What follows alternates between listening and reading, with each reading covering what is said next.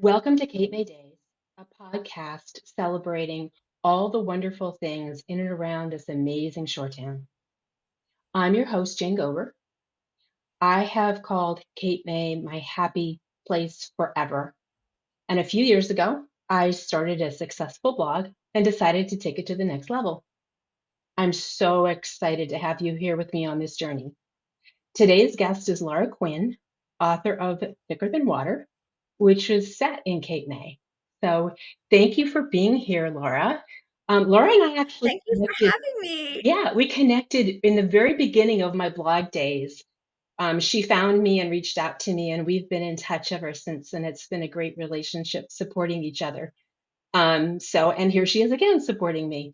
I just, wanted to ask you a couple questions. So why did you set Thicker Than Water in Cape May? Like yourself, Kate May has always been really, really close to my heart.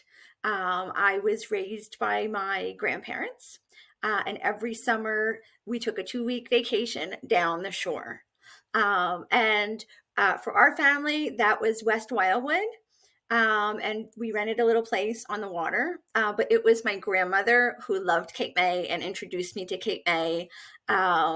And will forever be associated with Cape May for me. So it holds a really, really special place in my heart. That's so common with so many people that they've got such a long family tradition of, even if they didn't stay in Cape May, whether they were up and down the shore, they always made a trip to Cape May. I've heard that from so many people that it's just been part of their family tradition forever. Um, so you had to do a lot of research for this because it's set in Cape May, but it's not set in modern time.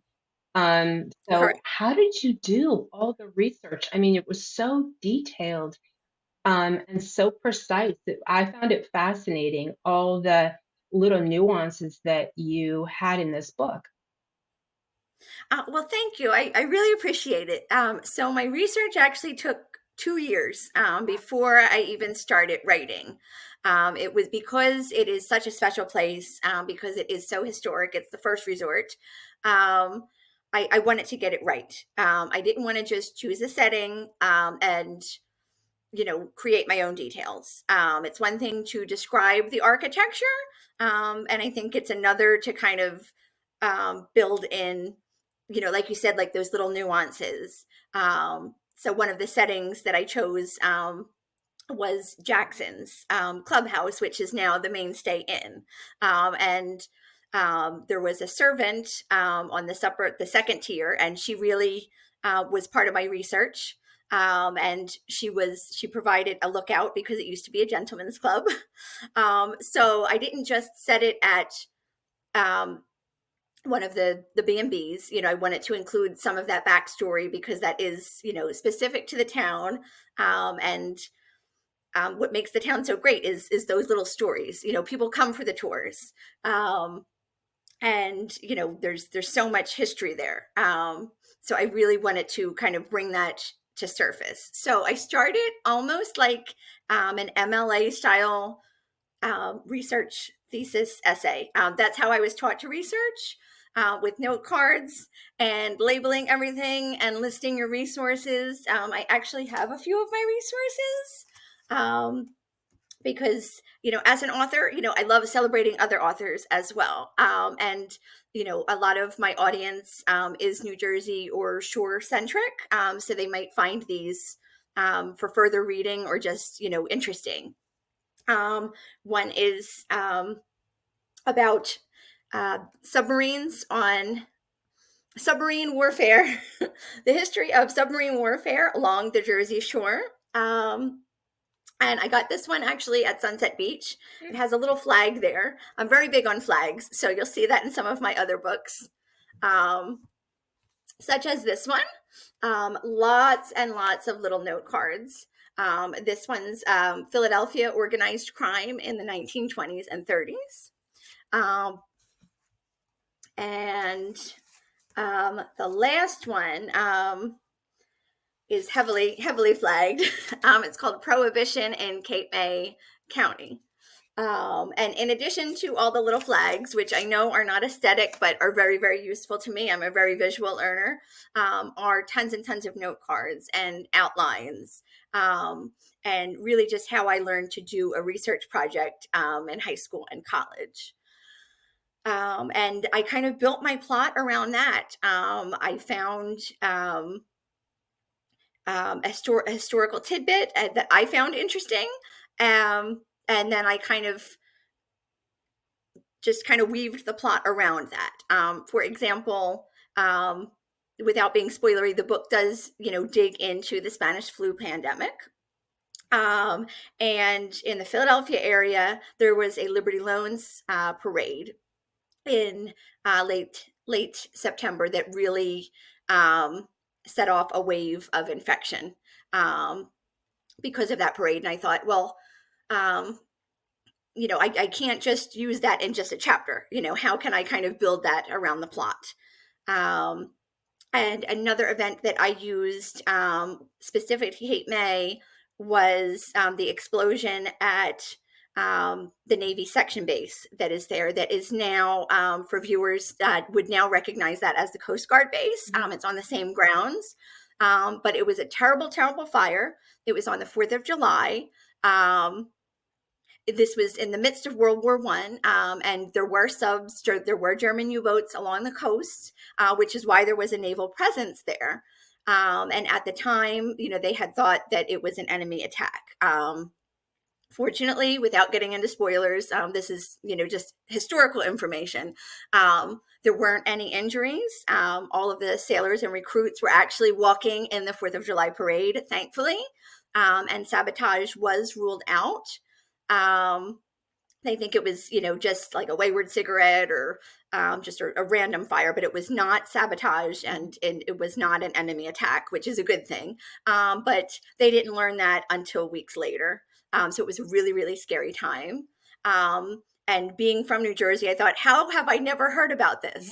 And, you know, I wanted to kind of bring that to light. And I find it interesting, which means maybe at least one other person does. And so I kind of weaved the plot around those events. It was fun.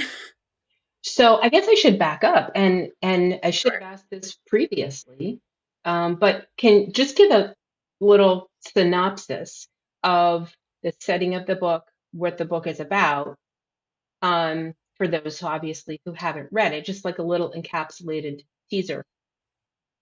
Sure. What I like to tell people is it's kind of like Titanic meets Boardwalk Empire.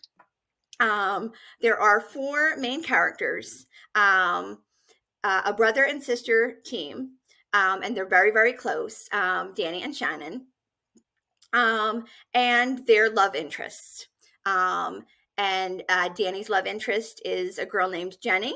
And Shannon's is her love interest. His name is Yu, and Jenny and Yu are cousins. So, and the four of them, they're all like late teens. Yu is in college when the book starts. It starts out pre-war in 1916. And then ends up, going through the course of World War One, and the siblings live in Cape May, and Jenny and Yu are cottagers, meaning they live in the Philadelphia area, and they stay in the cottages in Cape May, which really aren't cottages as we know of them. um, but that was a term that was used during the time frame. So it's not a cottage of like what we think of today, but that would be the term that they used. So a little bit of history. There's two romance arcs. There's a lot of class differences between them, um, and a few love triangles too. Because why have one when you can Exactly. have two? It's more fun. It's more fun. So it's a significant book. As a matter of fact, I have it right here. Oh, I see. Yes, thank you. Um, and And so, thank you for always supporting my work. of course, it's my pleasure. So and you said it took you 2 years just to do the research. Right. Um, so how long in totality did it take you? to write this book, and what were some of your steps? The actual plotting after the research took about 2 years from getting that outline done to having the book go to press, and that wasn't just 2 years of writing. I did my initial drafts, and that did take me going from outline to third rough draft. That took about a year. I was writing in the midst of the pandemic, so I had a little bit more free time. Um, and I thought, why not put it to use? After I had it self-edited um, to the point where I felt comfortable, I started asking for feedback. So the next step was I had reached out. I also blog, which is how we connected. Um, and I put it out, on my blog and on my social media. Yeah, hey, does anybody want to read this? It's just a manuscript. It's about my third draft. But I'm looking for feedback. And a lot of people actually responded, which was really, really flattering. And I sent them like a list of questions along with the manuscript, just looking for like plot, characterization, any plot holes, things that they liked, things that they didn't like. Um, and and when I say a beta reader, what I mean is a layperson. Mhm. Some were just other readers in the book talk and bookstagram community on Instagram. Some were shore lovers. Some were historians. A lot were other writers. And I took that feedback. Um, and I did more revisions and more drafting and seeing like, oh, at least 3 or 4 people, took issue with, this chapter or how this character comes across. And I really kind of took that to heart to improve the manuscript again to the best of my ability on my own. And then I outsourced professional editing and proofreading. Um, and said, here's what I've done, and here's what I did based on lay feedback. What do you think? And then it was just more drafting. So it wasn't 2 years of just straight writing. It was a process. And especially, when you're going back and forth between readers and editors, it's a long book. The end product was almost 500 pages. Um, so I wanted to allow people sufficient time, to read it and then really kind of think about that feedback. And I didn't want them to feel pressured as well. And when you're dealing with an editor, they also have to kind of line up clients. So you're working with their timetable too. So in total, from the research to the book going to press was about 4 years. Oh wow, that is a long time. I I toyed briefly with the thought of trying to write a novel myself, and I realized I don't think I have the intuitiveness or whatever you would call it to do something that is that, it's a labor of love. This is not, It was a labor of love. It was a labor of love, and I think because I was writing during the pandemic, I was writing during the pandemic and partially about another pandemic, yeah. How weird is that? and it was weird, but it was also cathartic. Um, and it's book one of a trilogy, and the other two are just taking a little bit longer. Because life has, we've had this return to normalcy, um, to a certain extent, and but I will still be doing the same process, with the beta readers and the editing. It did go through one round of edits, so now I'm doing, more revisions based on that feedback. So it's coming along. I really admire other writers because it's a craft and everybody approaches it differently.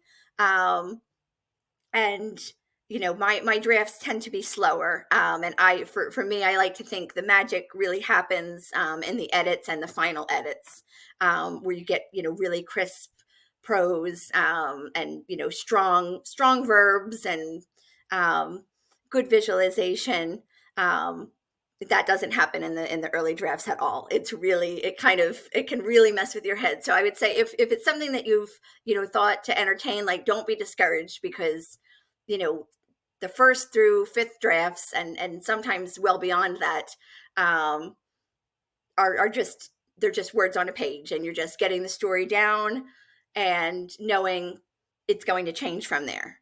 And if you don't know that it's going to change and you're fixed on it, then that's a whole other side issue. If that kind of makes sense, you know what I mean? If you're too married to it, and not willing to make the necessary changes. Well, that's an awful lot of time to spend on something that you are hoping, no offense, will be successful. You don't know. Yes. It's a big gamble.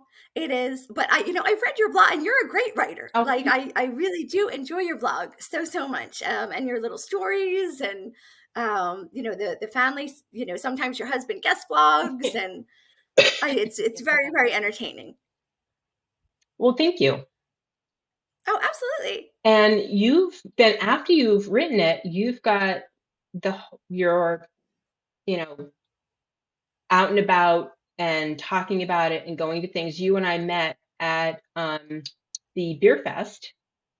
Yeah, that was so much It fun. was, it was. So that's an exciting part of it too. Or is it exhausting? Like, do you like that part? It's really fun. No, there for me, there's nothing quite like meeting readers in person, and that was a great day. The beer fest that that Jane was referencing, was at Cape May Mac. And they have Hmm. it every September. I And it could was a visit a quick. sellout. I had a sellout there. And I have great readers. And I think you had helped promote it. I did. Cape May Mac, for those who aren't familiar with it, they're just amazing. And they have been, really wonderfully supportive of my work as well. Because I guess I should say, I'm not a historian. I am just a fiction writer. So that that community has kind of embraced me and supports my work. Even though I don't really have a history background, really, really means a lot to me. Because, um, they do so much for Cape May, and they really kind of stepped in and saved the city. And even before I was writing, I would do the trolley tours. We did a ghost tour. They bring so much life to the city. The So lighthouse, all of having that. that support it really means a lot. It makes me kind of feel like substantiated. Um, Well, that's awesome. So yeah. I know you do have your next one in the works. Mhm.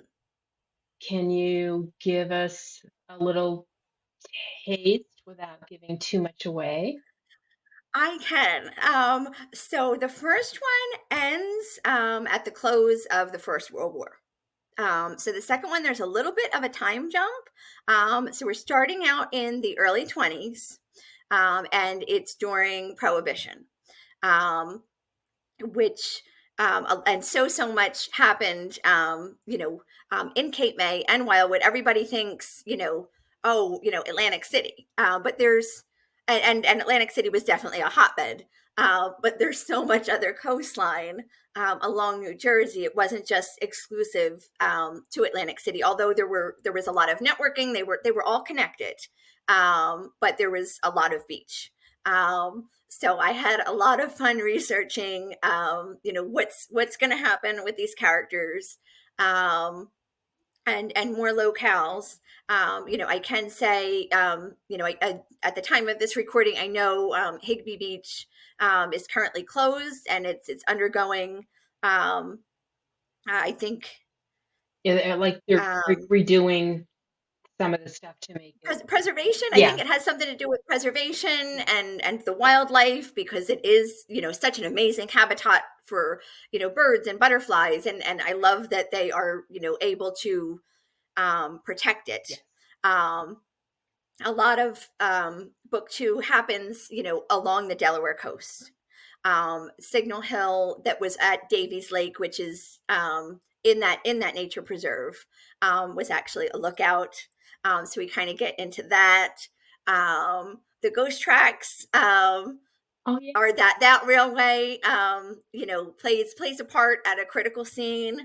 And we are spending more time in Philadelphia as well. The four main characters do all return, and some other side characters return as well, and they get more chapter time.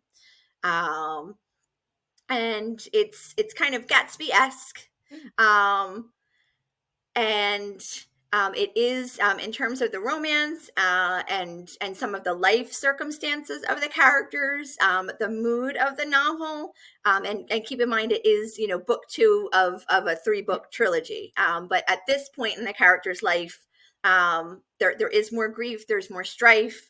One of my characters is a World War I vet, from the trenches.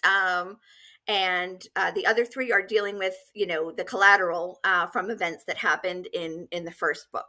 So readers will get a chance to see them, how that kind of plays out with their psyche, and their relationships with each other.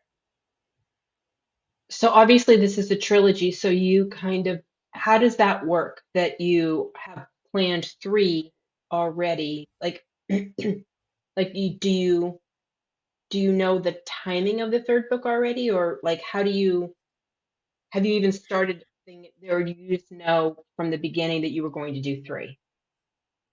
At the very beginning, it was one really, really long book.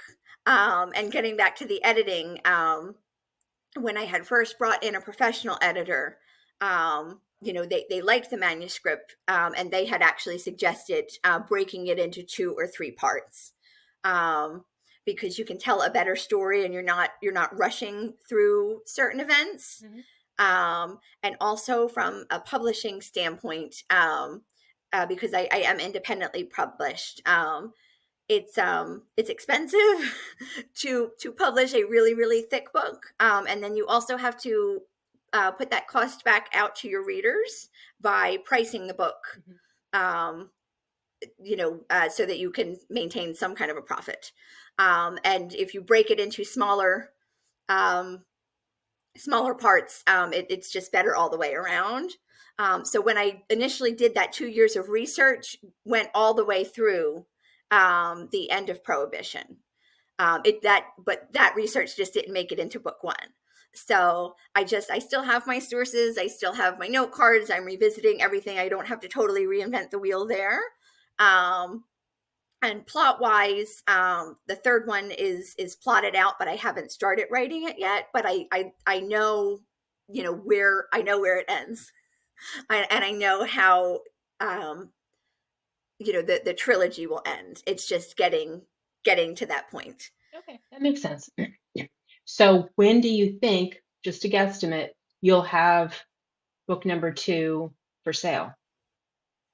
I'm really hoping sometime this year. My goal was to have it out by last fall of 2023. But we had, just, I'm a mom, and we had, just some life circumstances, Life and happens. it happens. It happens. And my readers have been, really patient. I hope they continue to be patient. I promise it's worth waiting for. But it is hard to commit to an actual date, because of the revisional process. Um, I might want it to come out, say, September 1st, but that would mean it would need to be in with my editor some point in July, if the editor has openings in July, if that kind of makes sense from a Mhm. timeline standpoint. So if everything lines up, then it would ideally be sometime this fall. So fingers crossed that everything works out, because I can only do so much on my end. And I really want to use the same team that I used the first time, because we just we just really gelled and we worked really well together. And I feel comfortable. So I really, don't want to start fresh with a new team, when you know the first book is the product of starting, with another, if that kind of makes sense. It does. It does. Okay. And I will put a link in the notes to this, Oh, the, thank the you. video, one of it. and to your book and to your blog for the video portion of this. So I have one final question. So, what is your favorite thing about Cape May and why? Besides everything. um, so my favorite thing about Cape May is probably the charm. It really is. It's um, just the most charming place I can think of. It's my happy place. It's where I go vicariously when I can't physically get there, and it always brings a smile to my face. Every time that I've been down there, I has always been a wonderful time. From the people to the food. Um, it's just a beautiful, charming little town, and I'm so glad that it's in my home state. It's about an hour away from where we are, um, and I love that they were able to step in and save the town in the '70s. And again with Kate May Mack, you have all that the gorgeous architecture. I think Congress Hall is coming up on an anniversary. Like it's It is. just and what they do at Christmas time, it's amazing. Yeah, Cape May at Christmas is like, it's so spectacular and it's so special. It's a little piece of history. It's so pretty and so quaint and you just like, you always feel good when you go to Cape May. I think there's something Yes, about it, like your yes, energy is up, but at Christmas time, it's like 10 times more, I think. Um, yeah. it's always just been, such a great time when I've gone there. So, well, thank you so much for being here with me. I appreciate it. And those who are listening, thank you as well. Um, thank you. I greatly appreciate each and every one of you. And until next time, take care. Thanks. Thank you, Jane.